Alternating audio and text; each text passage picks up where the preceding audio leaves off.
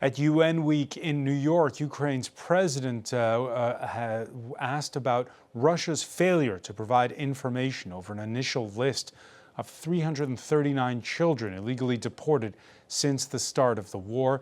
The actual number could run in the tens of thousands. Russia abducted thousands of Ukrainian children, and we have brought some of them back. And I thank everyone who's helped. But how long will it take to bring all of them home? Childhood slips away faster than adults are able to help. And for more, we turn to Mariam Lambert, CEO of the Emile Foundation charity, a Dutch-based charity which works in Ukraine and with orphan children and with trying to help find some of these children who've been forcibly deported. There's been high-level cases, and there have been some high-profile cases that come to mind, including a 10-month-old baby who was abducted from the Kherson Oblast.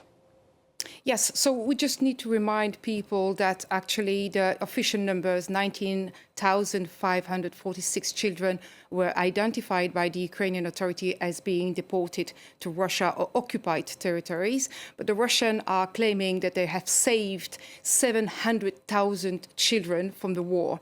And the numbers could vary because we don't have information, and Russia doesn't share information or whereabouts the children are. So it could be 200,000, it could be 20,000, it could be 35,000. So our organization is working on two areas. The Kherson home orphanage, where 48 babies were taken from Kherson to Russia or occupied territories, and to Oleshki specialized boarding school, where children with disabilities, neurological disorder were also taken. 105 children were taken from that area to Russia or occupied territories. And one of the child that we are talking about, the 10-month-old baby, is Margarita Prokopenko. She was deported from Kherson together with her brother, also Maxim, and another boy called Elia. And they were deported to Russia. And after 1.5 years of investigation, we find out actually that Margarita Prokopenko became Marina Mironov. She was then adopted by a Russian official. Adopted by a Russian official, and is there any follow-up to it? Yes. So of course, there's a diplomatic follow-up to it.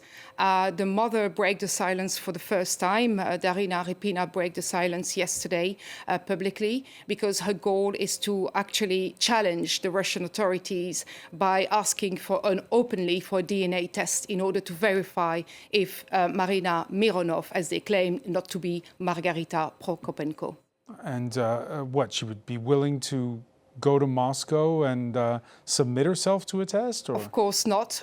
So what we are asking is a third country to be the mediator in that process and to proceed with the DNA test in a third country in order to verify that it's compliant, and the child that we are talking about is Marina Mironov. And just to remind our viewers, this is the issue that landed the Russian president before the International Criminal Court. Let me ask you, have you been in contact with Russia yourself over these cases? Have you gotten any replies? No, we are not in contact with Russia or Russian Federation. We are always working. Initially, we were working with the Ukrainian government. Now we are more independent, and we are working through a third country as a mediator. So we believe that because there is already 48 countries who join a coalition and then bring it back, but after 3 years, there is no proper mechanism of return. Qatar was involved, Vatican was involved, but it was like a 10% of all the missing children. Therefore, we are actually reaching out to countries who have a tight diplomatic coalition with Russia, which means the BRICS countries, including Brazil, India, the United States, because as I said, Russia doesn't listen to European talks, but they respond to strength.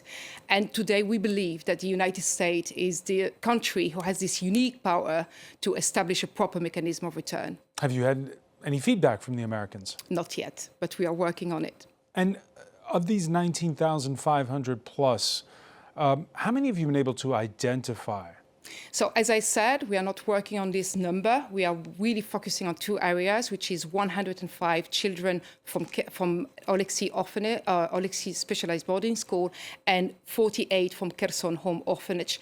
Out of all these, we were able to identify 40 children and locate them, and we have family consent as well for all those children. Locate them how? Through open source, looking at social media posts? How do you do it? Yes, there's different mechanisms, but before, at the beginning of the war, the Russian, since they claim through their propaganda that they were saving those children, they were actually publishing also.